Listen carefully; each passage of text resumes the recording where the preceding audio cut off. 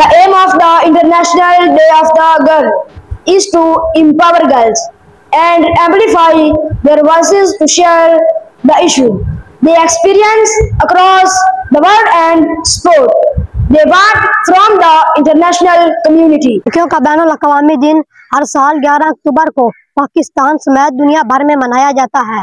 लड़की पर जुल्म और ज़्यादती की तारीख जितनी कदीम है, खातून के रूप में अज़्म और हिम्मत की दास्तान उतनी ही पुरानी। हुज़ूर पाक सल्लल्लाहु अलैहि वसल्लम के इरशाद का मफ़हूम है कि जिसने 3 बेटियों की मेरी तालीम और तरबियत और परवरिश की, तो जन्नत में मेरे करीब ऐसे होगा जैसे मेरी दरमियान वाली 2 उंगलियां।